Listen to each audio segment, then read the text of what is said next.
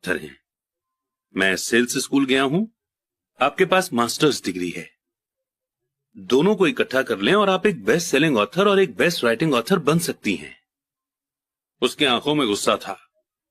मैं कभी इतना नीचे नहीं गिरूंगी कि सेल्स सीखने के लिए ट्रेनिंग लूं। आप जैसे लोगों को तो लिखना ही नहीं चाहिए। मैं एक प्रोफेशनल राइटर हूं और आप एक सेल्समैन हैं। यह सही नहीं है। उसने अपने बाकी के नोट्स भी समेट लिए और वो सिंगापुर की उस नम सुबह में तेजी से बाहर निकल गई। कम से कम अगले दिन उसने मुझे एक अच्छा कवरेज दिया। दुनिया स्मार्ट, गुणी, पढ़े लिखे और टैलेंटेड लोगों से भरी हुई है। हम उनसे हर दिन मिलते हैं, वे हमारे चारों तरफ हैं। कुछ दिन पहले मेरी कार में कुछ गड़बड़ आ गई थी। मैं एक गैरेज गया और एक यंग मैकेनिक ने उसे मिनटों में ही ठीक कर दिया। इंजन की आवाज सुनकर ही उसे समझ में आ गया था कि गड़बड़ कहां थी। मैं हैरान था। दुखद सच तो यह है कि टैलेंट ही काफी नहीं होता। मुझे लगातार ये देख देख कर झटका लगता है कि टैलेंटेड लोग कितना कम कमा पाते हैं। मैंने अभी हाल ही में सुना है कि 5% से भी कम इंडियन एक साल में 12 लाख से ज्यादा कमा पाते हैं। मैं ऐसे टैलेंटेड और वेल एजुकेटेड लोगों से मिला हूं जो एक साल में 5 लाख रुपए से भी कम कमा पाते हैं। मेडिकल बिजनेस में एक्सपर्टीज रखने वाला एक प्रोफेशनल कंसल्टेंट मुझे बता रहा था कि कितने डॉक्टर, डेंटिस्ट और दूसरे लोग पैसे की प्रॉब्लम से जूझ रहे हैं। और मेरी सोच ये थी कि एक बार डॉक्टर बनने के बाद तो पैसा उनके घर बरसने लगता होगा। इस कंसल्टेंट ने मुझे एक बढ़िया बात कही। वो बड़ी दौलत से सिर्फ एक स्किल दूर हैं। इस लाइन का मतलब यह है कि ज्यादातर लोगों को सिर्फ एक और स्किल सीखने की जरूरत होती है और इसके बाद उनकी इनकम अपने आप बहुत ज्यादा बढ़ जाएगी। मैं ये पहले ही बता चुका हूं कि financial intelligence, accounting, investment, marketing और लॉ का कॉम्बिनेशन है। इन 4 टेक्निकल स्किल्स को मिला दें और पैसे से पैसा बनाना ज्यादा आसान हो जाएगा। जब पैसे की बात आती है तो ज्यादातर लोगों में सिर्फ ज्यादा कड़ी मेहनत करने की एबिलिटी होती है। स्किल्स के कॉम्बिनेशन का एक अच्छा एग्जाम्पल न्यूज़पेपर की उस रिपोर्टर का है।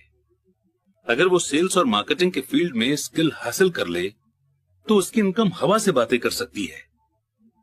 अगर मैं उसकी जगह होता तो मैं एडवर्टाइज, कॉपीराइटिंग और सेल्स के कोर्स में शामिल हो जाता।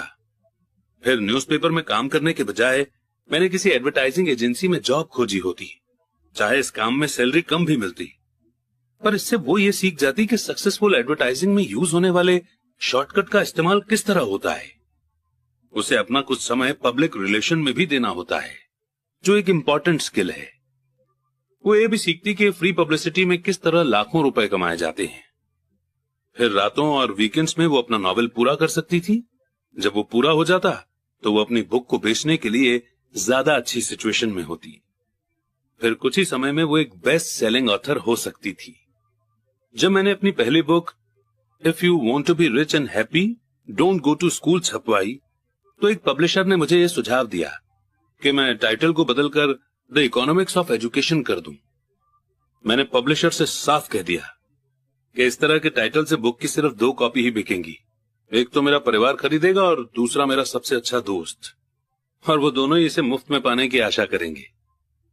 If you want to be rich and happy don't go to school इस टाइटल को जानबूझकर चोट करने वाला बनाया गया था, क्योंकि मैं जानता था कि ऐसा करने से इसे बेहद पब्लिसिटी मिलेगी। मैं एजुकेशन को सपोर्ट करता हूं और एजुकेशन के सुधार में विश्वास करता हूं। नहीं तो मैं पुराने एजुकेशन सिस्टम को बदलने की बार बार डिमांड क्यों करता। इसलिए मैंने एक ऐसा टाइटल चुना जो टीवी और रेडियो शो पर ज्यादा प्रमोट हो सकता था। सिर्फ इसलिए क्योंकि मैं कंट्रोवर्सी में घिरने से नहीं डरता। कई लोगों का विचार था कि मैं कोई बेवकूफ था, पर बुक बिकी और बहुत बिकी। जब मैं यूएस मर्चेंट मरीन एकेडमी में 1969 में ग्रेजुएट हुआ तो मेरे पढ़े लिखे डैडी खुश हुए। स्टैंडर्ड ऑयल ऑफ कैलिफोर्निया ने मुझे अपने ऑयल टैंकर फ्लीट में काम दे दिया। मैं 3rd मेट था और हालांकि मेरी सैलरी मेरे साथियों की तुलना में कम थी, पर कॉलेज के बाद पहले काम के हिसाब से ठीक थी। मेरी शुरुआती सैलरी हर साल 4.5 लाख रुपए थी, जिसमें ओवर टाइम भी शामिल था और मुझे सिर्फ 7 महीने काम करना पड़ता था। बाकी के 5 महीने मेरी छुट्टियां होती थी। अगर मैं चाहता तो मैं एक सहायक यानी कि सब्सिडियरी शिपिंग कंपनी के साथ वियतनाम जा सकता था और अपनी 5 महीनों की छुट्टियों के बदले अपनी सैलरी दुगनी कर सकता था। मेरे सामने एक बहुत बढ़िया करियर था, पर मैंने 6 महीने बाद ही रिजाइन कर दिया और मरीन कॉर्प्स में भर्ती हो गया ताकि मैं हवाई जहाज उड़ाना सीख सकूं। मेरे पढ़े लिखे डैडी का दिल टूट गया। अमीर डैडी ने मुझे बधाइयां दी।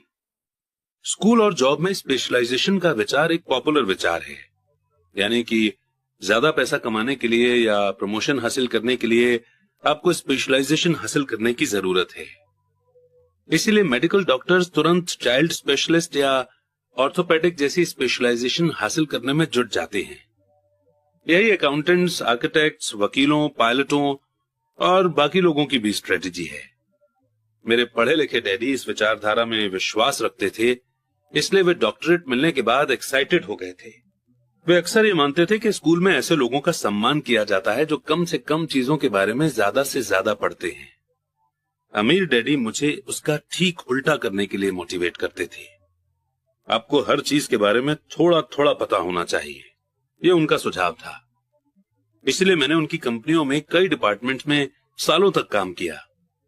कुछ समय के लिए मैंने उनके अकाउंटिंग डिपार्टमेंट में काम किया। हालांकि मैं कभी अकाउंटेंट नहीं बन सकता था, पर वे चाहते थे कि मैं उस डिपार्टमेंट में रहकर उसके बारे में मोटी मोटी बातें समझ लूं। अमीर डैडी जानते थे कि मैं वहां की वोकैबुलरी को समझ लूंगा कि क्या इंपॉर्टेंट होता है और क्या नहीं। मैं एक बस बॉय और कंस्ट्रक्शन वर्कर के रूप में भी काम कर चुका हूं, और सेल्स, रिजर्वेशन और मार्केटिंग में भी। वे मुझे और माइक को सीढ़ी दर सीढ़ी सिखा रहे थे। इसलिए वे चाहते थे कि हम लोग उनके बैंकर, वकील, अकाउंटेंट और ब्रोकर के साथ मीटिंग में हिस्सा लें। वे चाहते थे कि हम लोग उनके अंपायर के हर पहलू के बारे में थोड़ी थोड़ी जानकारी रखें। जब मैंने स्टैंडर्ड ऑयल की अच्छी सैलरी वाली जॉब छोड़ी तो मेरे पढ़े लिखे डैडी ने मुझसे दिल खोलकर बातें की। उन्हें कुछ समझ में नहीं आ रहा था।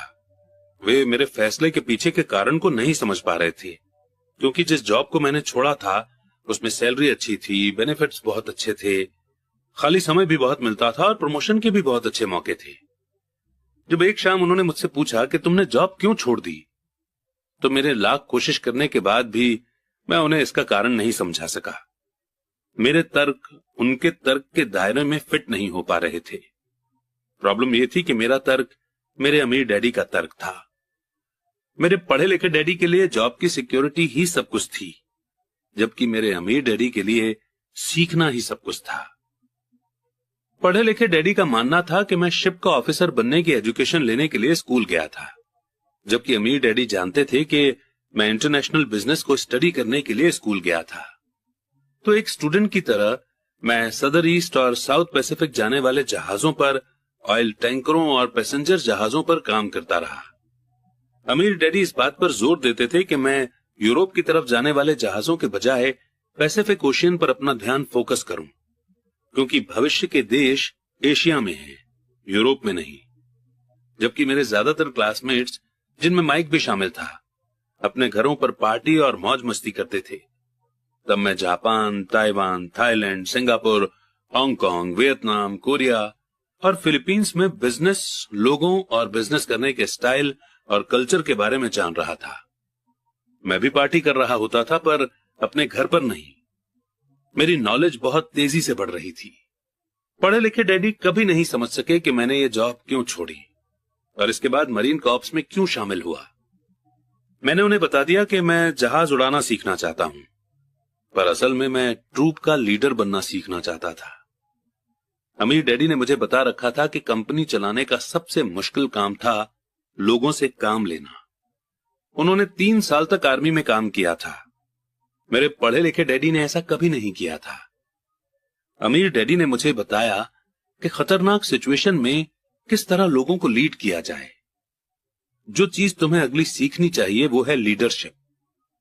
उन्होंने कहा, अगर आप एक अच्छे लीडर नहीं हैं तो आप पर पीछे से भी गोली चलाई जा सकती है, जैसा बिजनेस में किया जाता है। 1973 में वियतनाम से लौटने पर मैंने कमीशन से इस्तीफा दे दिया। हालांकि मैं हवाई जहाज उड़ाना पसंद करता था। मैं जेरोक्स कंपनी में काम करने लगा। मैंने इसमें एक वजह से जॉब की थी। मैं एक शर्मीला आदमी था और सेल्स का आइडिया मुझे दुनिया का सबसे डरावना टॉपिक लगता था। जेरोक्स अमेरिका में सेल्स ट्रेनिंग प्रोग्राम में बहुत बढ़िया कंपनी मानी जाती थी। अमीर डैडी को मुझ पर गर्व था। मेरे पढ़े लिखे डैडी को मुझ पर शर्म आती थी। एक इंटेलेक्चुअल होने के नाते वे सोचते थे कि सेल्समैन उनके नीचे के लेवल के होते हैं। मैंने जेरोक्स में 4 साल तक काम किया, जब तक कि मुझे दरवाजे खटखटाने और रिजेक्ट कर दिए जाने के डर से आजादी नहीं मिल गई। एक बार मैं कंपनी के टॉप 5 बेस्ट सेल्समैन में आने लगा तो मैंने एक बार फिर इस्तीफा दे दिया और आगे बढ़ गया। एक बार फिर से मैंने एक अच्छी खासी कंपनी के साथ अपना बढ़िया करियर छोड़ दिया था। 1977 में मैंने अपनी पहली कंपनी खोली। अमीर डैडी ने मुझे और माइक को कंपनियां चलाने की ट्रेनिंग दे रखी थी, तो अब मुझे उन्हें एस्टेब्लिश करना ही सीखना था। मेरा पहला प्रोडक्ट था नायलॉन और वेलक्रो का वॉलेट, जो फार ईस्ट में बनता था और समुद्री जहाज से न्यूयॉर्क में एक वेयर हाउस तक आता था। मेरी फॉर्मल एजुकेशन पूरी हो चुकी थी और अब मेरे स्किल्स को टेस्ट करने का समय आ गया था। अगर मैं फेल होता तो मैं दिवालिया हो गया होता। अमीर डैडी का मानना था कि 30 साल के पहले ही दिवालिया होना सबसे अच्छा होता है, आपके पास संभलने का मौका होता है। उनकी सलाह थी। मेरे 30वें जन्मदिन की शाम को मेरा पहला शिपमेंट कोरिया से न्यूयॉर्क के लिए रवाना हुआ। आज मैं इंटरनेशनल लेवल पर बिजनेस करता हूं और जैसे मेरे अमीर डैडी मुझे एनकरेज किया करते थे, मैं डेवलपिंग कंट्रीज पर फोकस करता हूं। आज मेरी इन्वेस्टमेंट कंपनी दक्षिण अमेरिका, एशिया, नॉर्वे और रूस में इन्वेस्ट करती है। एक कहावत है, जॉब एक शॉर्ट फॉर्म है जस्ट ओवर ब्रोक का, और दुर्भाग्य से ये करोड़ों लोगों के लिए सही साबित होता है, क्योंकि स्कूल ये नहीं समझाता कि फाइनेंशियल बुद्धि भी बुद्धि का ही एक रूप है। इसलिए ज्यादातर एम्प्लॉय या मजदूर अपने साधनों के अंदर रह रहे हैं। वे मेहनत करते हैं और अपने बिल चुकाते हैं। एक और डरावनी मैनेजमेंट थ्योरी है, काम करने वाले इसीलिए कड़ी मेहनत करते हैं ताकि उन्हें जॉब से न निकाल दिया जाए, और मालिक उन्हें सिर्फ इतना देते हैं ताकि काम करने वाले काम छोड़कर न चले जाएं। अगर आप ज्यादातर कंपनियों की सैलरी देखें तो आप पाएंगे कि इस बात में थोड़ी बहुत सच्चाई तो है। इसका कुल नतीजा ये होता है कि ज्यादातर एम्प्लॉय आगे नहीं बढ़ पाते। वे वही करते हैं जो उन्हें सिखाया जाता है। सिक्योर जॉब खोज लो। ज्यादातर काम करने वाले कम समय के इनाम जैसे सैलरी और दूसरे फायदों के लिए काम करते हैं, पर लॉन्ग टर्म के नजरिए से ये उनके लिए नुकसान का सौदा साबित होता है। इसके बजाय मैं यंग लोगों को यही सलाह दूंगा कि जॉब खोजते समय वे इस बात पर कम ध्यान दें कि वे कितना कमा रहे हैं, और इस बात पर ज्यादा ध्यान दें कि वे कितना सीख रहे हैं। रास्ते पर आगे की तरफ देखकर ये तय करें कि किसी खास प्रोफेशन को चुनने के पहले और रैट रेस में फंसने के पहले वे कितने स्किल्स में माहिर होना चाहते हैं। जेरी मैगवायर फिल्म में टॉम क्रूज का बहुत बढ़िया रोल था और इस फिल्म में कई बहुत जोरदार डायलॉग थे। शायद सबसे यादगार लाइन थी, मुझे पैसा दिखाओ, और एक और लाइन थी जो मेरे हिसाब से ज्यादा सच्ची थी। ये उस सीन में थी जहां टॉम क्रूज फर्म छोड़कर जा रहा है। उसे जॉब से निकाल दिया गया है और वो पूरी कंपनी से पूछता है, मेरे साथ कौन आना चाहता है? और सब लोग चुपचाप और शॉक्ड खड़े रहते हैं। सिर्फ एक औरत बोलती है, मैं आना तो चाहती हूं, पर मेरा 3 महीने में प्रमोशन होने वाला है। ये लाइन शायद पूरी फिल्म की सबसे सच्ची बात है। ये उस तरह का स्टेटमेंट है जो बिल चुकाने के लिए मेहनत करने वाले लोग हमेशा इस्तेमाल करते हैं। मैं जानता हूं कि मेरे पढ़े लिखे डैडी हर साल सैलरी बढ़ने की आशा लगाए रखते थे और हर साल उन्हें निराशा होती थी। इसलिए वे फिर से स्कूल जाकर और ज्यादा क्वालिफिकेशन हासिल करते थे ताकि उन्हें एक और सैलरी इंक्रीमेंट मिल सके। पर एक बार फिर उन्हें निराशा ही हाथ लगती थी। मैं अक्सर लोगों से ये सवाल पूछता हूं, रोजमर्रा के ये काम आपको कहां ले जा रहे हैं? छोटे हैमस्टर की तरह लोगों को यह देखना चाहिए कि उनकी कड़ी मेहनत का नतीजा क्या निकल रहा है, उनका भविष्य कैसा होगा। Cyril Brickfield, the American Association of Retired People के पहले वाले एग्जीक्यूटिव डायरेक्टर का कहना है कि प्राइवेट पेंशन की हालत बहुत खराब है। पहली बात तो यह है कि आज काम करने वालों में से 50% को कोई पेंशन नहीं मिलेगी। इसी बात से चिंता होनी चाहिए। और बाकी बचे 50% में से भी 75 से 80% लोगों को मामूली पेंशन मिलेगी, जो हर महीने 5500 रुपए या 10,000 रुपए या 20,000 रुपए होगी। अपनी बुक द रिटायरमेंट मिथ में क्रेग एस कापेल लिखते हैं, मैं एक बड़ी नेशनल पेंशन एडवाइजरी फर्म के हेड ऑफिस में गया और मैं मैनेजिंग डायरेक्टर से मिला, जिसकी एक्सपर्टीज बढ़िया रिटायरमेंट प्लान्स तैयार करने में थी।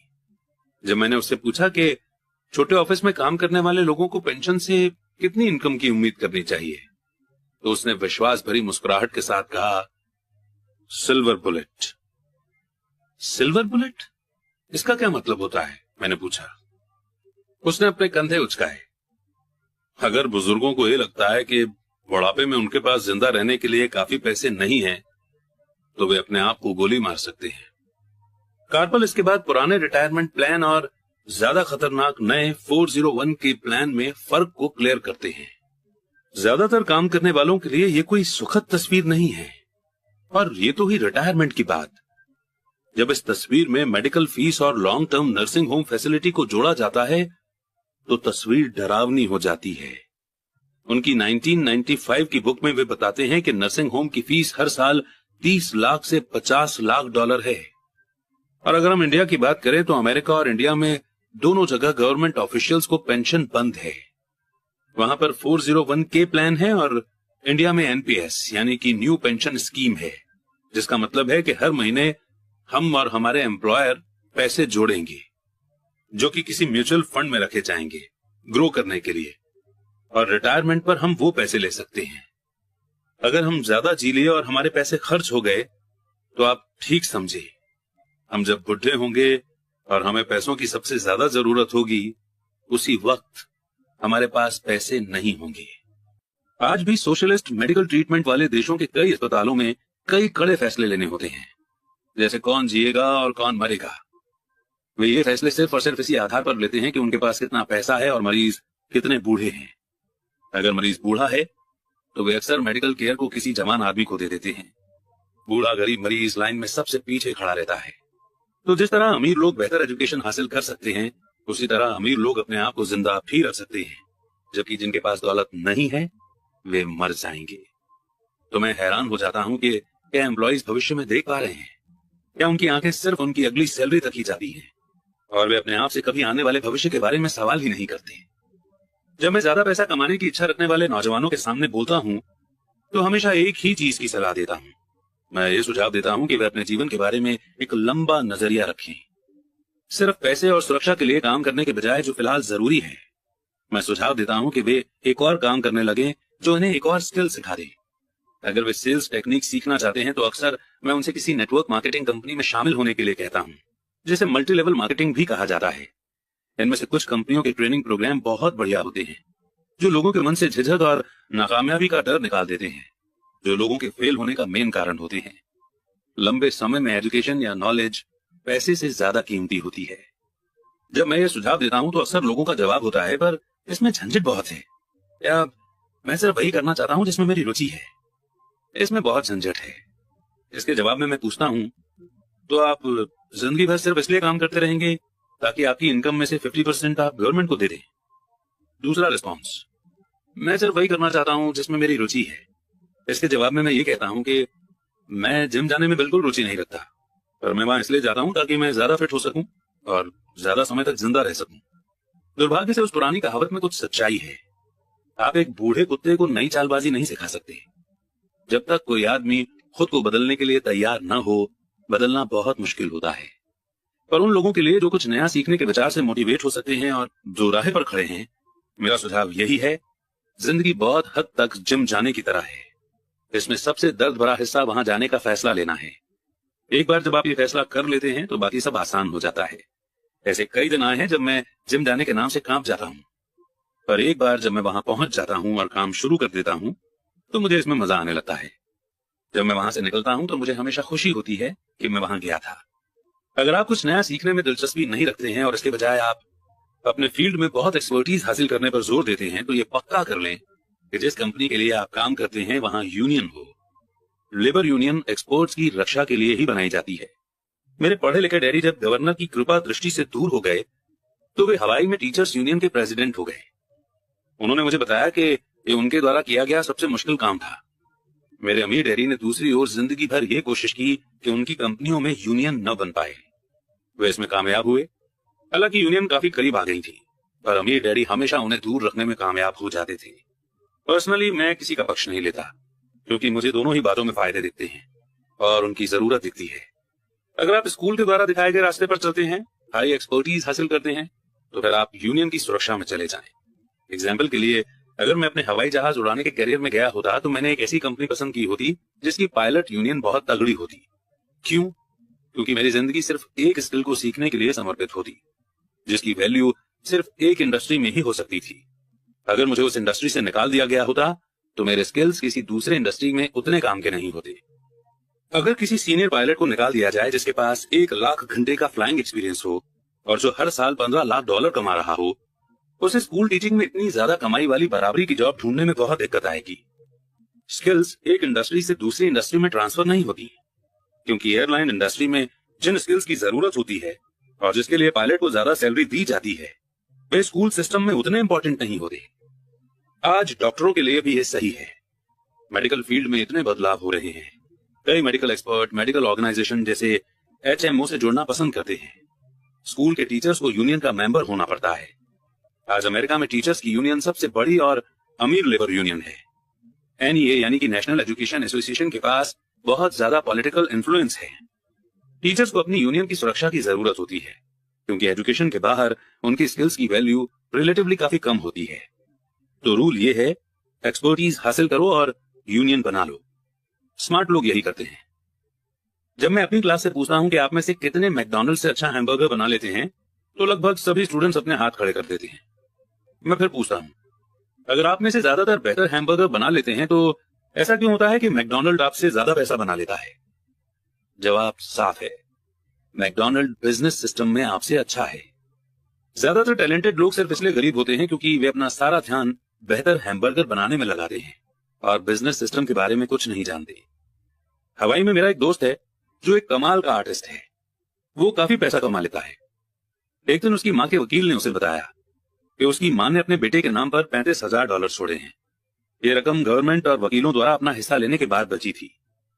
तुरंत उसने इस पैसे को ऐड करके अपने बिजनेस को बढ़ाने का सोचा। 2 महीने बाद उसका पहला पूरा पेज का एक कलरफुल एड एक जानी मानी मैगजीन में पब्लिश हुआ, जिसके रीडर बहुत अमीर लोग थे। ये एड 3 महीने तक चला। उस एड के लिए कोई जवाब नहीं मिला और उसकी सारी पूंजी इस एड में खत्म हो गई और अब वो मैगजीन पर केस ठोकना चाहता है। एक ऐसे आम आदमी का एग्जाम्पल है जो कि एक बेहतरीन हैमबर्गर बना सकता है, पर बिजनेस की समझ बिल्कुल नहीं रखता।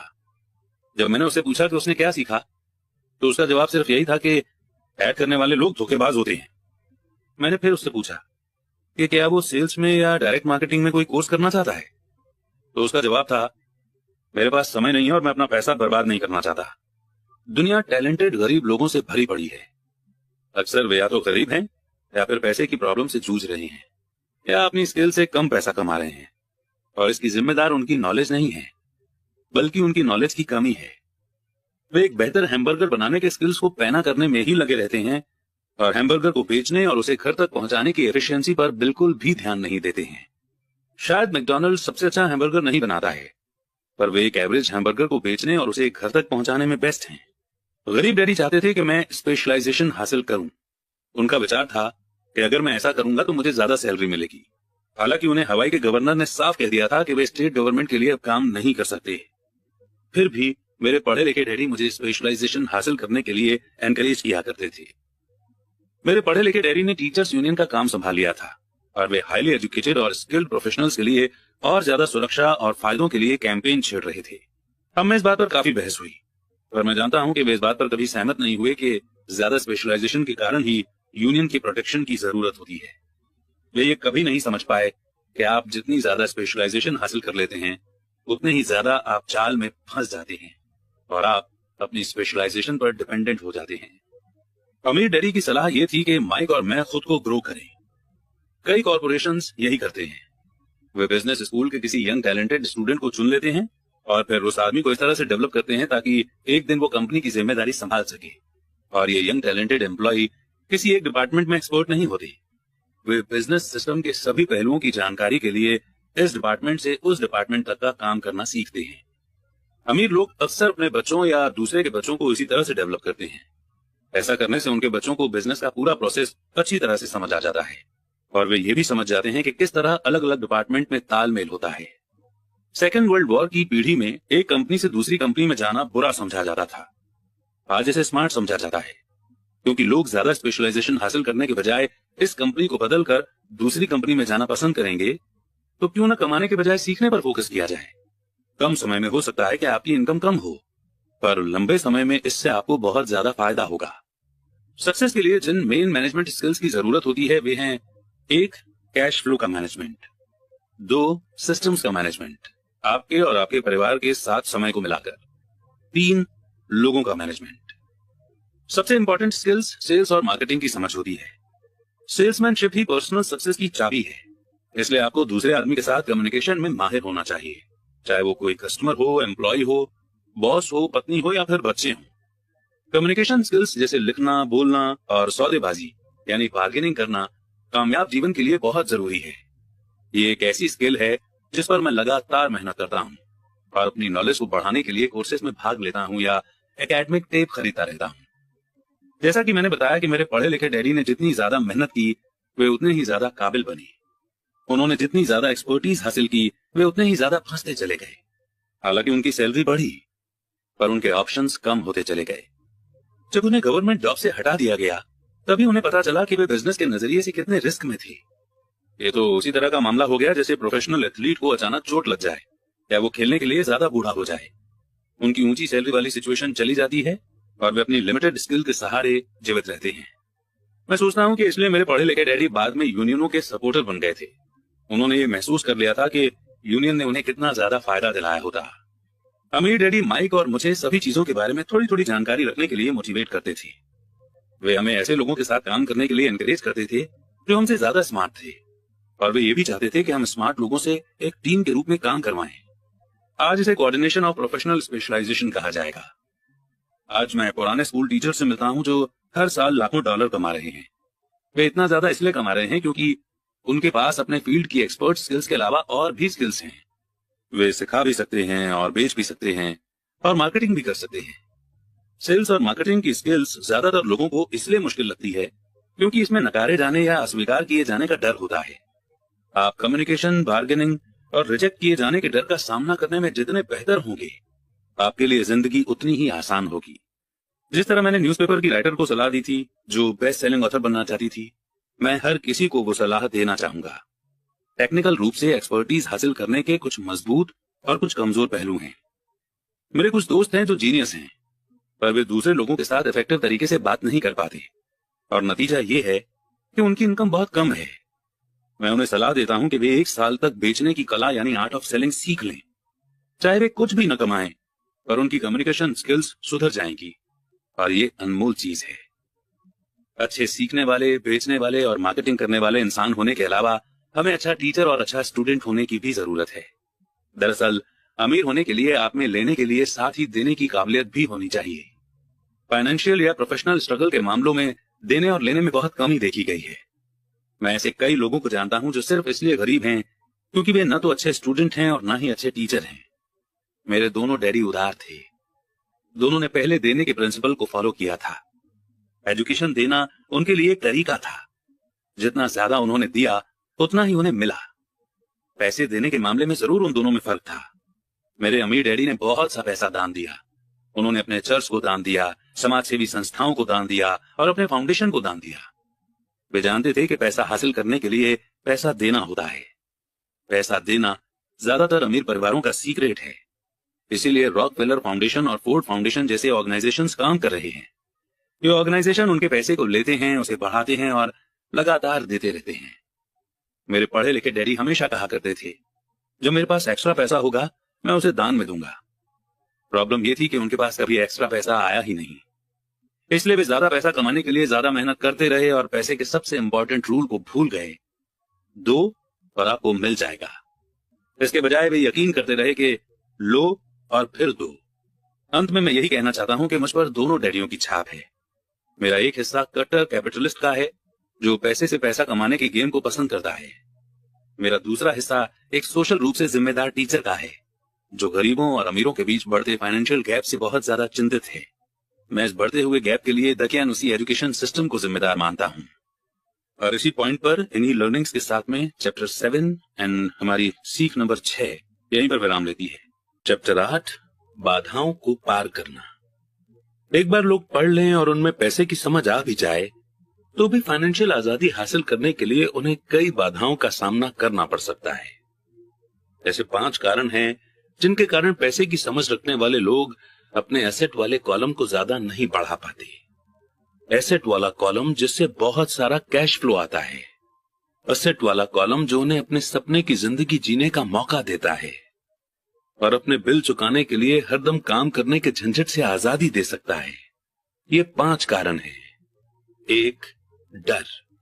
2, सनकीपन। 3, आलस। 4, बुरी आदतें। और 5, जिद। कारण नंबर 1, पैसा खोने के डर से पार पाना। मैं कभी किसी ऐसे इंसान से नहीं मिला जिसे पैसे का नुकसान अच्छा लगता हो, और मैं कभी किसी ऐसे अमीर आदमी से भी नहीं मिला जिसने कभी भी पैसे का नुकसान न उठाया हो। पर मैं ऐसे बहुत से गरीब लोगों से मिला हूं जिन्होंने एक भी पैसा नहीं खोया है इन्वेस्टमेंट में। पैसा खोने का डर नेचुरल है, ये हर आदमी को होता है, अमीरों को भी। पर यह डर प्रॉब्लम नहीं है। प्रॉब्लम यह है कि आप इस डर का सामना किस तरह से करते हैं, पैसा खोने के बाद सिचुएशन से किस तरह से डील करते हैं, आप नाकामयाबी को किस तरह से लेते हैं। और यह आपके जीवन में बहुत इंपॉर्टेंट है। यह जिंदगी में सिर्फ पैसे के बारे में नहीं, बल्कि हर चीज के बारे में सही है। एक अमीर आदमी और एक गरीब आदमी में बेसिक फर्क यही होता है कि वे इस डर से किस तरह मुकाबला करते हैं। डरने में कोई बुराई नहीं है। पैसे के मामले में डरपोक होना भी कोई बुरी बात नहीं है। आप अब भी अमीर हो सकते हैं। हम सभी कुछ मौकों पर बहादुर होते हैं और कुछ मौकों पर डरपोक। मेरे दोस्त की पत्नी एक इमरजेंसी रूम की नर्स है। जब भी वो खून देखती है तो वो तुरंत काम में जुट जाती है। जब भी मैं इन्वेस्टमेंट का जिक्र करता हूं वो भाग जाती है। जब मैं खून देखता हूं तो मैं भागता नहीं, मैं बेहोश हो जाता हूं। मेरे अमीर डैडी पैसे के नुकसान के डर या फोबिया को समझते थे। कुछ लोग सांप से डरते हैं, कुछ लोग पैसा गंवाने से डरते हैं। दोनों ही फोबिया हैं। उनका कहना था, पैसा गंवाने के बारे में उनका सुझाव यह छोटी सी लाइन थी, अगर आप रिस्क से घबराते हैं और चिंता करते हैं तो जल्दी शुरू कर दें। इसलिए बैंक तभी बचत यानी सेविंग्स की आदत डालना चाहती है जब आप छोटे होते हैं। अगर आप कम उम्र में शुरू करते हैं तो आपके लिए अमीर होना ज्यादा आसान होगा। मैं इस बारे में ज्यादा डिटेल में कुछ नहीं कहूंगा, पर 20 साल की उम्र में सेविंग शुरू करने वाले और 30 साल की उम्र में सेविंग शुरू करने वाले लोगों में बहुत बड़ा फर्क होता है, बहुत ही बड़ा फर्क। कहा जाता है कि दुनिया के अजूबों में से एक है कंपाउंड इंटरेस्ट की ताकत। मैनहट्टन आइलैंड की परचेज दुनिया के महान डील्स में से एक मानी जाती है। न्यूयॉर्क को $24 में खरीदा गया था, पर अगर उस $24 को 8% एनुअल इंटरेस्ट पर इन्वेस्ट कर दिया जाता तो वही $24 1995 के अंत तक $28 ट्रिलियन से ज्यादा हो गए होते। मैनहट्टन को 1995 की रियल एस्टेट की कीमतों पर दोबारा खरीदा जा सकता था, और इसके बाद भी इतना पैसा बच जाता कि लॉस एंजलिस का ज्यादातर हिस्सा खरीदा जा सके। मेरा पड़ोसी एक बड़ी कंप्यूटर कंपनी के लिए काम करता है। वो 25 सालों से वहां पर है। अगले 5 सालों में वो कंपनी छोड़ देगा और उसके 401 के रिटायरमेंट प्लान में $40 लाख जमा होंगे। ये mainly fast growing mutual fund में इन्वेस्ट किए गए हैं, जो बाद में बॉन्ड और गवर्नमेंट सिक्योरिटीज में बदल लिए जाएंगे। जॉब छोड़ते वक्त उसकी उम्र सिर्फ 55 साल होगी और उसके पास $3 लाख से ज्यादा की पैसिव इनकम होगी, जो कि उसकी सैलरी से ज्यादा होगी। अगर आप हारने या रिस्क लेने से डरते हैं तो यह भी किया जा सकता है, पर अगर आपको जल्दी ही इसकी शुरुआत करनी होगी और एक रिटायरमेंट प्लान तो बनाना ही होगा, और आपको इन्वेस्ट करने से पहले भी एक भरोसेमंद फाइनेंशियल प्लानर की सर्विस लेनी होगी। पर अगर आपके पास ज्यादा समय नहीं है या आप जल्दी रिटायर होना चाहते हैं तो आप किस तरह पैसे खोने के डर का सामना करते हैं? मेरे गरीब डैडी ने कुछ नहीं किया। वे सिर्फ इस टॉपिक को टालते रहे और इस बारे में चर्चा करने के लिए तैयार नहीं हुए।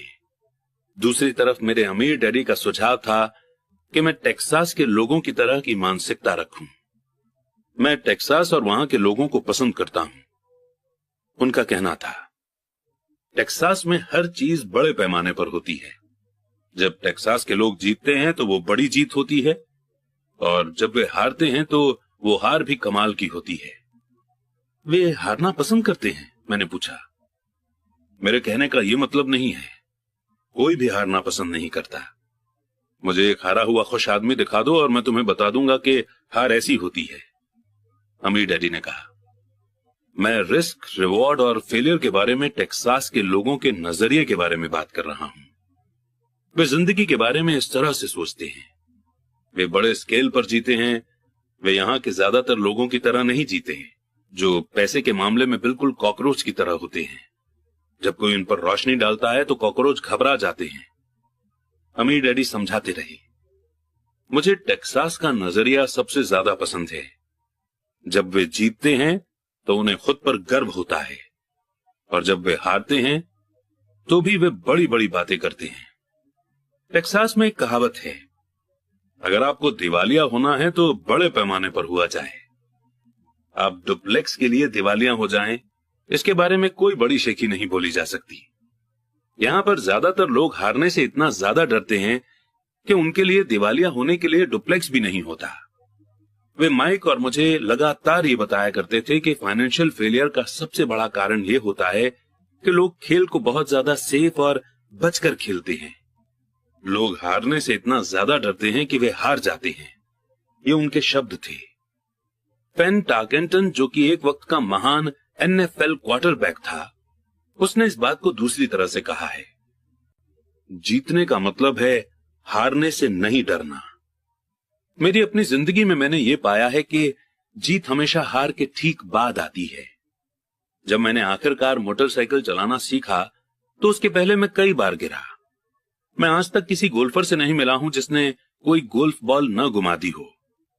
मैं आज तक ऐसे प्रेमियों से भी नहीं मिला हूं जिनका दिल कभी न टूटा हो, और आज तक कभी ऐसे अमीर आदमी से भी नहीं मिला हूं जिसने कभी पैसा न गवाया हो। तो ज्यादातर लोग फाइनेंशियल तौर पर इसलिए नहीं जीत पाते क्योंकि उन्हें अमीर होने की खुशी से पैसा खोने का दर्द कहीं ज्यादा होता है। टेक्सास में एक और कहावत है, हर आदमी स्वर्ग जाना चाहता है पर मरना कोई नहीं चाहता। ज्यादातर लोग अमीर होने का सपना देखते हैं पर पैसा खोने के विचार से कांप जाते हैं, इसीलिए वे कभी स्वर्ग नहीं पहुंच पाते। अमीर डैडी माइक और मुझे टेक्सास में अपनी ट्रिप्स के बारे में कहानियां सुनाया करते थे।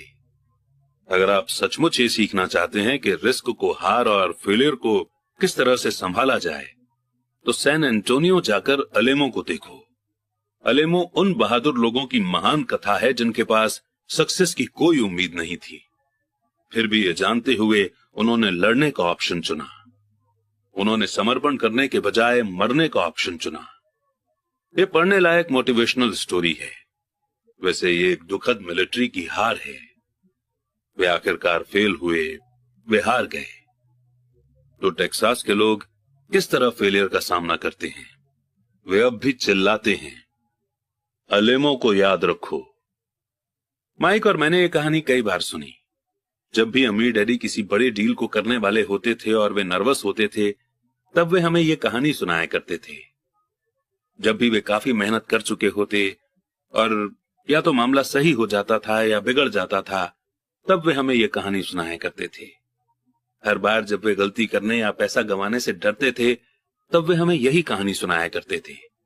इससे उन्हें ताकत मिलती थी, क्योंकि ये कहानी उन्हें याद दिलाती थी कि किस तरह पैसे के नुकसान को फाइनेंशियल जीत में बदला जा सकता है। अमीर डैडी जानते थे कि फेलियर उन्हें ज्यादा मजबूत और स्मार्ट बनाएगी। ऐसा नहीं था कि उन्हें हारना पसंद था या वे हारना चाहते थे। वे सिर्फ इतना जानते थे कि वे कौन थे और वे किस तरह हार का सामना करेंगे। वे नुकसान उठा लेंगे और फिर उसे जीत में बदल देंगे। यही उन्हें एक विनर बनाता था और दूसरों को लूजर। इससे उन्हें रिस्क उठाने के लिए अपनी लिमिट से आगे जाने की हिम्मत मिलती थी, जबकि बाकी लोग उस सीमा के पार नहीं जा पाते थे। इसीलिए मैं टेक्सास के लोगों को इतना पसंद करता हूं। उन्होंने एक बड़े फेलियर को लिया और उसे एक टूरिस्ट डेस्टिनेशन के रूप में बदल लिया, जिससे करोड़ों की इनकम हो रही है। पर उनके सबसे गहरे शब्द शायद ये हैं, टेक्सास के लोग अपनी हार को दफनाते नहीं हैं, वे उनसे इंस्पिरेशन लेते हैं। वे अपने हार को लेकर उन्हें नारों में बदल देते हैं। हार टेक्सास के लोगों को जीतने के लिए मोटिवेट करती है।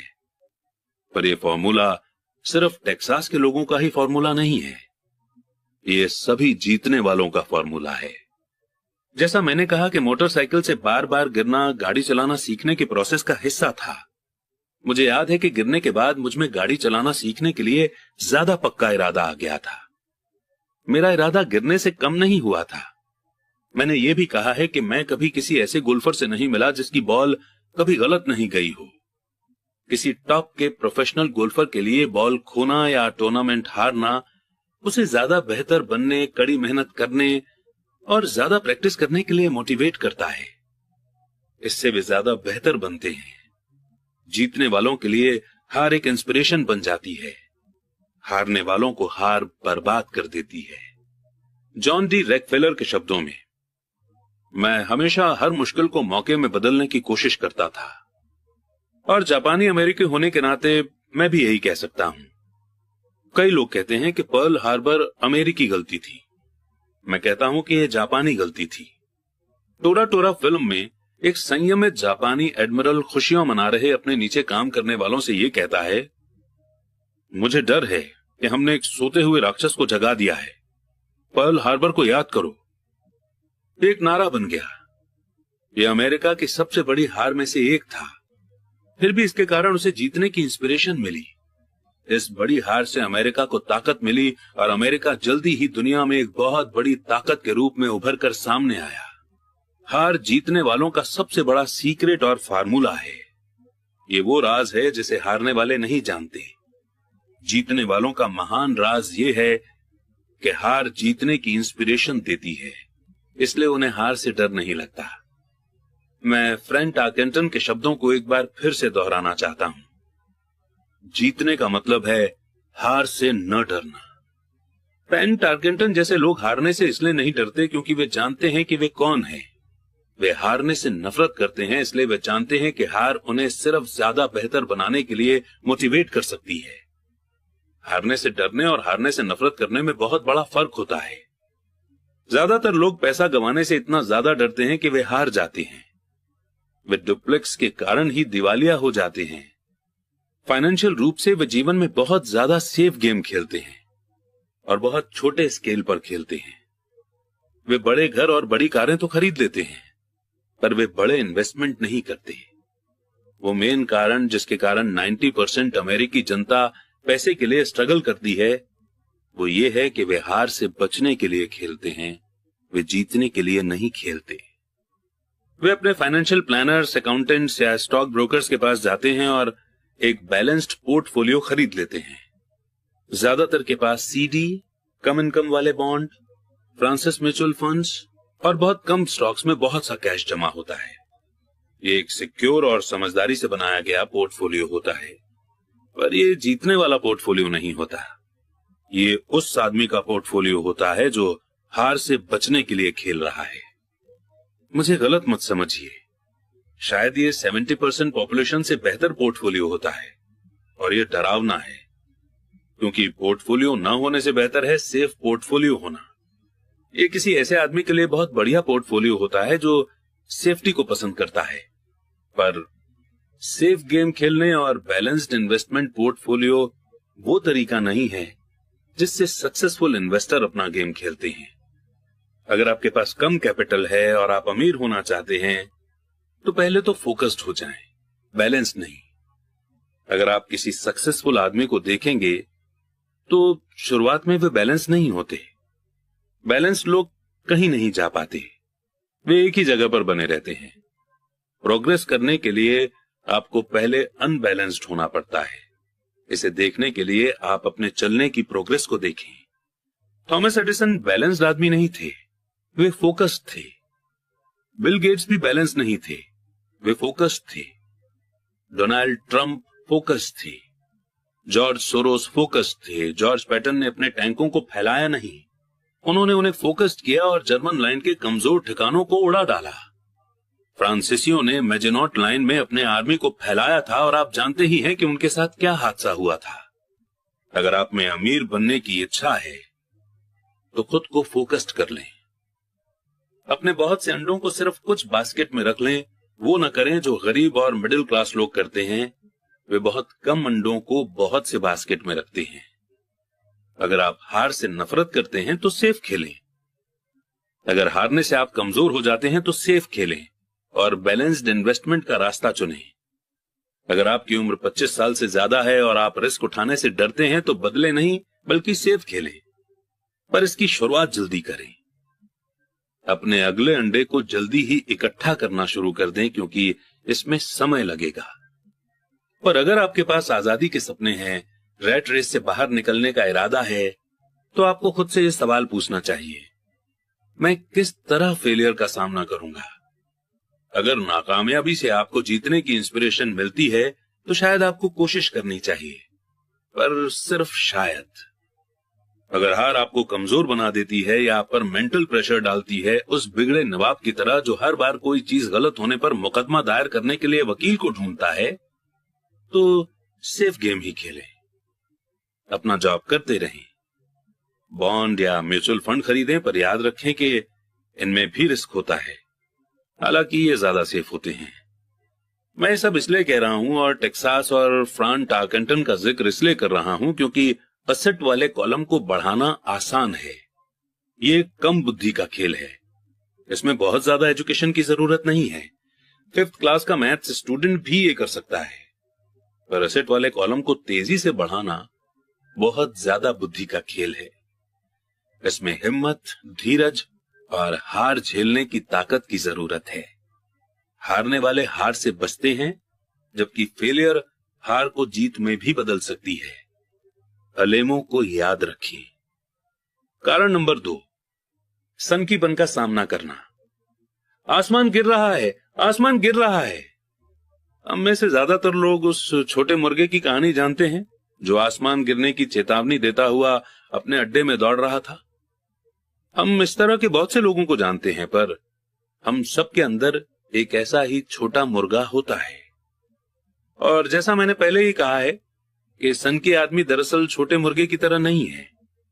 हम सभी में एक छोटा मुर्गा होता है जो तब उभर कर सामने आता है जब हमारे विचारों पर डर और डाउट हावी हो जाते हैं। हम सभी के मन में डाउट होता है, मैं स्मार्ट नहीं हूं, मैं बहुत ज्यादा अच्छा नहीं हूं, फलाना आदमी मुझसे बेहतर है। हमारे डाउट्स अक्सर हमें इनएक्टिव कर देते हैं। हम क्या होगा वाला खेल खेलते हैं। क्या होगा अगर मेरे इन्वेस्ट करने के बाद इकोनॉमी धराशायी हो जाए, या क्या होगा अगर मेरा समय खत्म हो जाए और मैं पैसा वापस न चुका सकूं। क्या होगा अगर घटनाएं मेरे प्लान के हिसाब से न हो। या हमारे कई ऐसे दोस्त या पहचान वाले भी हो सकते हैं जो हमें अपनी कमजोरियों की याद दिला सकते हैं, चाहे हमने उनसे सलाह मांगी हो या नहीं। वे अक्सर कहते हैं, तुम्हें ऐसा क्यों लगता है कि तुम ये कर सकते हो, या अगर ये इतना ही बढ़िया होता तो हर कोई ऐसा क्यों नहीं कर रहा है, या फिर ये कभी कामयाब हो ही नहीं सकता, तुम्हें पता ही नहीं है कि तुम किस बारे में बात कर रहे हो। डाउट के ये तीर कई बार इतने तीखे होते हैं कि हम काम करना शुरू ही नहीं कर पाते। हम आगे बढ़ने में नाकाम होते हैं, तो हम सेफ चीजों के साथ ही बने रहते हैं और मौके हमारे पास से होकर गुजर जाते हैं। हम जिंदगी को अपने पास से गुजरते हुए देखते रहते हैं और अपने शरीर में जकड़न के कारण बिना हिले डुले बैठे रहते हैं। हमने इसे अपनी जिंदगी में कभी न कभी इस तरह से महसूस किया होगा और कई लोगों के साथ ये बहुत बार हुआ होगा। फाइडेलिटी मैगलेन म्यूचुअल फंड के पीटर लिंच आसमान गिरने की वार्निंग को शोर कहते हैं और हम सभी इसे सुनते हैं। शोर या तो हमारे दिमाग में सुनाई देता है या फिर ये बाहर से आता है, अक्सर दोस्तों से, परिवार से, कलीग से और मीडिया से। लिंच 1950 के दशक के दौरान का एक्सपीरियंस बताते हैं, जब न्यूक्लियर वॉर का खतरा न्यूज़पेपर में इतना ज्यादा पब्लिश किया गया था कि लोगों ने फॉल आउट शेल्टर्स बना लिए थे और अनाज पानी इकट्ठा करना शुरू कर दिया था। अगर उन्होंने फॉल आउट शेल्टर बनाने के बजाय इस पैसे को समझदारी से मार्केट में इन्वेस्ट कर दिया होता तो शायद आज वे फाइनेंशियल रूप से आजाद होती। जब कुछ साल पहले लॉस एंजलिस में दंगे भड़के तो सारे देश में बंदूक की सेल बढ़ गई। वॉशिंगटन स्टेट में एक आदमी हैमबर्गर के मांस के कारण मर जाता है और एरिजोना हेल्थ डिपार्टमेंट सभी रेस्टोरेंट को आदेश देता है कि बीफ को अच्छी तरह से पकाया जाए। एक दवाई की कंपनी नेशनल टीवी एड में लोगों को सर्दी होते हुए दिखाती है। एड फरवरी में दिखाया जाता है। सर्दी से बीमार होने वालों की संख्या बढ़ जाती है और उस दवा की सेल भी। ज्यादातर लोग गरीब होते हैं, क्योंकि जब इन्वेस्टमेंट की बात आती है तो दुनिया में ऐसे छोटे मुर्गों की संख्या बहुत है जो ये चिल्लाते हुए घूम रहे हैं कि आसमान गिर रहा है, आसमान गिर रहा है। और छोटे मुर्गे इसलिए इन्फ्लुएंस होते हैं क्योंकि हम सभी के अंदर एक छोटा मुर्गा होता है। विनाश की अफवाहों और बुरे समय की कल्पना से आपके मन में डाउट और डर पैदा न हो, इसमें बहुत ज्यादा बहादुरी की जरूरत होती है। 1992 में रिचर्ड नाम का मेरा एक दोस्त मुझसे मिलने फिनिक्स आया। वो स्टॉक्स और रियल एस्टेट में हमारे द्वारा किए गए काम से बहुत इम्प्रेस था।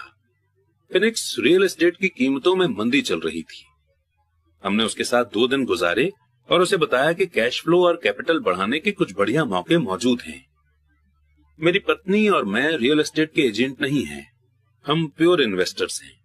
एक रिजॉर्ट कम्युनिटी में एक यूनिट तय करने के बाद हमने एक एजेंट से बात की, जिसने उस दोपहर को उस यूनिट को बेच दिया। 2 बेडरूम के उस घर की कीमत सिर्फ $42,000 थी। इसी तरह के यूनिट उस समय $65,000 में बिक रहे थे। उसे ये बहुत फायदे का सौदा लगा। एक्साइटेड होकर उसने इसे खरीद लिया और बॉस्टन लौट गया। 2 हफ्ते बाद एजेंट ने हमें फोन किया कि हमारा दोस्त पीछे हट गया था। मैंने तुरंत फोन करके इसका कारण पता किया। उसने इतना ही कहा कि इस मुद्दे पर उसने अपने पड़ोसी से चर्चा की थी और उसके पड़ोसी ने कहा था कि यह एक बुरा सौदा था, क्योंकि वो ज्यादा महंगे में खरीद रहा था। मैंने रिचर्ड से पूछा कि क्या उसका दोस्त इन्वेस्टर है? रिचर्ड ने कहा नहीं। फिर मैंने पूछा कि उसने उसकी सलाह क्यों मानी? तो रिचर्ड खुद को बचाने की कोशिश करने लगा और उसने बस यही कहा कि वो बस ज्यादा जांच पड़ताल करना चाहता था। फिनिक्स में रियल एस्टेट मार्केट के दिन पलटे और 1994 में उस छोटे से यूनिट से हर महीने $1,000 रेंट मिल रहा था। सर्दियों के पीक सीजन में हर महीने $2,500 मिलने लगा, यानी कि $2,500। 1995 में यूनिट की कीमत बढ़कर $95,000 हो गई। रिचर्ड को इतना ही करना था कि वो शुरुआत में $5,000 चुका दे और रैट रेस से बाहर निकलने का प्रोग्रेस शुरू हो जाता। आज भी वो कुछ नहीं कर पाया है और फिनिक्स के सौदे जैसे मौके अब भी मौजूद हैं। बस आपको उन्हें कुछ ज्यादा गौर से देखना पड़ेगा। रिचर्ड के पीछे हटने से मुझे ताज्जुब नहीं हुआ था। इसे खरीदार का पछतावा कहा जाता है और ये हम सबको इफेक्ट करता है। यही डाउट्स हमें ले डूबते हैं। छोटा मुर्गा जीत जाता है और हम आजादी का मौका गवा देते हैं। दूसरे एग्जाम्पल में मैं सीडी के बजाय टैक्स लियन सर्टिफिकेट में अपने एसेट का कुछ हिस्सा रखता हूं। मैं अपने पैसे पर हर साल 16% कमाता हूं, जो कि बैंकों द्वारा दिए जाने वाले 5% से काफी ज्यादा है। ये सर्टिफिकेट रियल एस्टेट द्वारा सिक्योर्ड होते हैं और स्टेट के कानून द्वारा प्रोटेक्टेड होते हैं, जो यकीनन ज्यादातर बैंकों से ज्यादा बेहतर होते हैं जिस आधार पर उन्हें खरीदा जाता है। वो भी काफी सेफ फॉर्मूला है। उनमें सिर्फ एक दिक्कत यह होती है कि उन्हें कैश में नहीं बदला जा सकता, तो मैं उन्हें 2 से 7 साल की सीडी मान लेता हूं। हर बार जब भी मैं किसी को बताता हूं, खासकर उसे जिसने अपना पैसा सीडी में रखा हुआ है, कि मैं अपने पैसे को इस तरह रखता हूं, तो वे मुझे बताते हैं कि ये रिस्की है। वे मुझे बताते हैं कि मुझे ऐसा नहीं करना चाहिए। मैं उनसे पूछता हूं कि उन्हें ये ज्ञान कहां से मिला, तो वे कहते हैं कि उनके दोस्त या इन्वेस्टमेंट मैगजीन से। उन्होंने ऐसा कभी किया नहीं और वे दूसरे आदमी को जो ऐसा कर रहे हैं ये बता रहे हैं कि उसे ऐसा क्यों नहीं करना चाहिए। मैं जिस सबसे कम इनकम की उम्मीद करता हूं वो 16% होती है, पर जिन लोगों के मन में डाउट होता है वे सिर्फ 5% से ही संतुष्ट हो जाते हैं। डाउट बहुत महंगा साबित होता है। मेरा मानना है कि यही डाउट और सनकीपन ज्यादातर लोगों को गरीब बनाए रखता है और उनसे सेफ गेम खिलवाता है। असली दुनिया इंतजार कर रही है कि आप अमीर बने, सिर्फ आपके डाउट ही आपको गरीब बनाए हुए हैं। जैसा मैंने कहा कि रैट रेस से बाहर निकलना आसान है, इसमें ज्यादा एजुकेशन की जरूरत नहीं होती, पर इन डाउट्स के कारण ज्यादातर लोग इससे बाहर नहीं निकल पाते। डाउट करने वाले लोग कभी नहीं जीत पाते। अमीर डैडी का कहना था, डाउट और डर के कारण इंसान डाउट करने वाला बन जाता है। ऐसे लोग सिर्फ बुराई करते हैं, जबकि जीतने वाले लोग एनालाइज करते हैं। ये उनकी एक और पसंदीदा कहावत थी। अमीर डैडी ने साफ साफ बताया कि क्रिटिसिज्म से दिमाग बंद जाता है, जबकि एनालिसिस से आंखें खुल जाती हैं। एनालिसिस के जरिए से जीतने वाले ये देख सकते हैं कि क्रिटिसाइज करने वाले अंधे हैं, और वे उन मौकों को भी देख सकते हैं जो और किसी को नहीं देख पाते हैं। दूसरे लोग जिन मौकों को नहीं देख पाते, उन्हें देखने की एबिलिटी किसी भी तरह की सक्सेस की चाबी है। जो लोग पैसे की आजादी ढूंढ रहे हैं, उनके लिए रियल एस्टेट इन्वेस्टमेंट का एक दमदार तरीका है। पर जब भी मैं रियल एस्टेट का जिक्र करता हूं तो मुझे यह सुनने को मिलता है, मैं टॉयलेट नहीं सुधारना चाहता। इसी को पीटर लिंच शोर कहते हैं। इसी को मेरे अमीर डैडी शक करने वाले लोगों के बहाने कहते थे। ऐसे लोग जो सिर्फ बुराई करते हैं, एनालाइज नहीं करते, ऐसे लोग जिनके दिमाग पर उनके डाउट्स और डरों का पर्दा पड़ जाता है, वे अपनी आंखें नहीं खोलते। तो जब कोई कहता है कि मैं टॉयलेट नहीं सुधारना चाहता, तो मैं जवाब देता हूं, आपको क्यों लगता है कि मैं ऐसा करना चाहता हूं? वे ये कह रहे हैं कि जो उन्हें चाहिए, टॉयलेट उससे ज्यादा इंपॉर्टेंट है। मैं रैट रेस से बाहर निकलने की आजादी के बारे में बात करता हूं और उनका पूरा ध्यान टॉयलेट पर लगा रहता है। इसी तरह के विचार ज्यादातर लोगों को गरीब बनाए रखते हैं। वे एनालाइज करने के बजाय बुराई करते रहते हैं।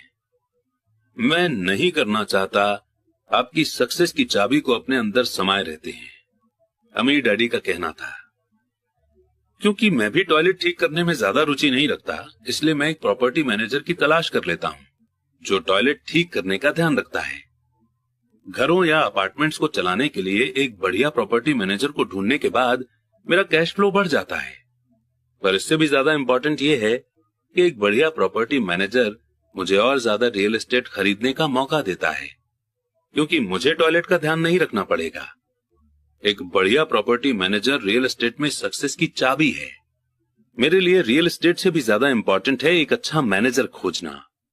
अक्सर किसी बढ़िया प्रॉपर्टी मैनेजर को अच्छे डील्स के बारे में पहले से पता चल जाता है, जबकि रियल एस्टेट एजेंट्स को बाद में पता चलता है, जिसके कारण वे और भी ज्यादा वैल्यूएबल हो जाते हैं। मैं नहीं करना चाहता, इसे सक्सेस की चाबी कहने के पीछे अमीर डैडी का यही मतलब था। क्योंकि मैं भी टॉयलेट को ठीक नहीं करना चाहता, इसलिए मैंने ये विचार किया कि किस तरह ज्यादा रियल एस्टेट खरीदी जाए और रैट रेस से बाहर निकलने का प्रोग्रेस तेज किया जाए।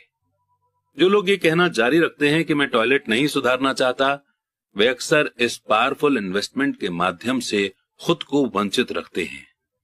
उनके लिए टॉयलेट उनकी आजादी से ज्यादा इंपॉर्टेंट होता है। स्टॉक मार्केट में मैं अक्सर लोगों को यह कहते हुए सुनता हूं कि मैं अपना पैसा नहीं गंवाना चाहता। उन्हें ऐसा क्यों लगता है कि मैं या कोई और इंसान पैसा गंवाना पसंद करता है? वे सिर्फ इसलिए पैसे नहीं बना पाते क्योंकि वे पैसा गंवाने के लिए तैयार नहीं होते।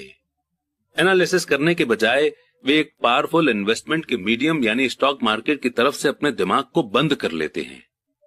दिसंबर 1996 में मैं अपने दोस्त के साथ गैस स्टेशन के पास से गुजर रहा था।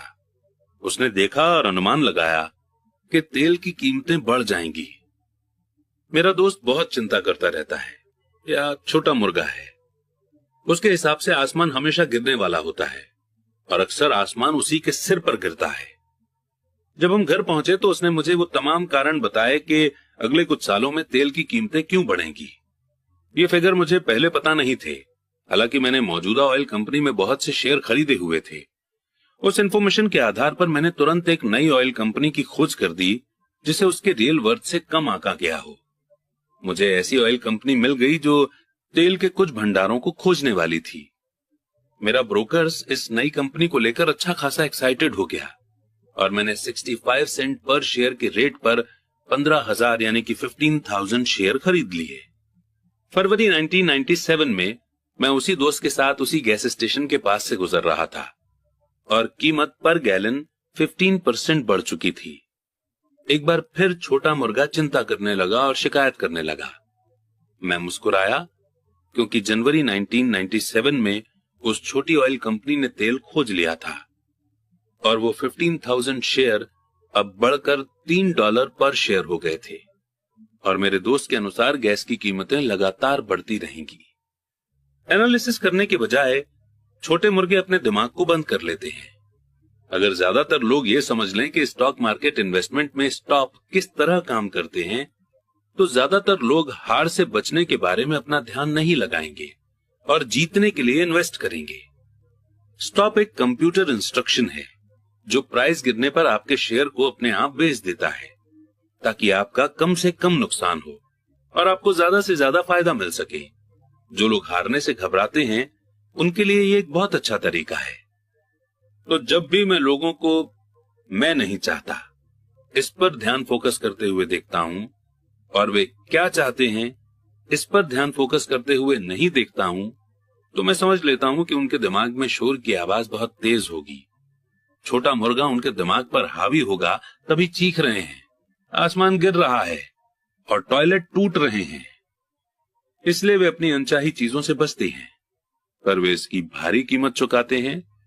वे जिंदगी से जो चाहते हैं वो शायद उन्हें कभी न मिल पाए। अमीर डैडी ने मुझे छोटे मुर्गों को देखने का एक तरीका सुझाया। वही करो जो कर्नल सैंडर्स ने किया था। 66 साल की उम्र में उनका बिजनेस चौपट हो गया और वे अपनी सोशल सिक्योरिटी के चेक पर बस गुजर बसर कर रहे थे। इतना ही नहीं, वे फ्राइड चिकन की अपनी रेसिपी के साथ पूरे देश में इसे बेचने की कोशिश कर रहे थे। किसी के हां कहने पर पहले इस रेसिपी के लिए 1009 बार ना कहा गया और वे उस उम्र में करोड़पति बने जिस उम्र में लोग काम छोड़कर आराम करना चाहते हैं। वे एक बहादुर और जिद्दी आदमी थे। अमीर डैडी हार्लेन सैंडर्स के बारे में कहा करते थे, जब भी आप डाउट में हो और थोड़े से डरे हुए हों तो वही करें जो कर्नल सैंडर्स ने अपने छोटे मुर्गे के साथ किया था, उसे फ्राई कर लें। कारण नंबर 3, आलस। बिजी लोग अक्सर बहुत आलसी होते हैं। हम सभी ने उस बिजनेसमैन की कहानियां पढ़ी हैं जो पैसा कमाने के लिए कड़ी मेहनत करता है। वो अपनी पत्नी और बच्चों की सुख सुविधा के लिए काफी मेहनत करता है। वो ऑफिस में बहुत देर तक काम करता है और वीकेंड में भी ऑफिस के काम को घर पर ले आता है। एक दिन जब वो घर लौटता है तो उसे घर सूना मिलता है। उसकी पत्नी अपने बच्चों के साथ घर छोड़कर चली जाती है। उसे पता था कि उसके और उसकी पत्नी के बीच में प्रॉब्लम है, पर उस रिश्ते को ज्यादा मजबूत बनाने के बजाय वो काम में ही बिजी रहा। निराश होकर वो अपने काम के प्रति लापरवाह हो जाता है और उसके काम पर इतना ज्यादा असर पड़ता है कि उसकी जॉब चली जाती है। आज मैं कई ऐसे लोगों से मिलता हूं जो इतने बिजी हैं कि उन्हें अपनी प्रॉपर्टी की परवाह करने की भी फिक्र नहीं है, और ऐसे भी लोग हैं जो इतने ज्यादा बिजी हैं कि उन्हें अपने हेल्थ की परवाह ही नहीं है। दोनों का कारण एक ही है, वे बिजी हैं और वे बिजी बने रहना चाहते हैं, क्योंकि वे किसी चीज का सामना नहीं करना चाहते। उन्हें यह बताने की जरूरत नहीं है। अंदर से वे खुद जानते हैं। असल में अगर आप उन्हें याद दिलाएं तो वे गुस्सा हो जाते हैं या चिढ़ जाते हैं।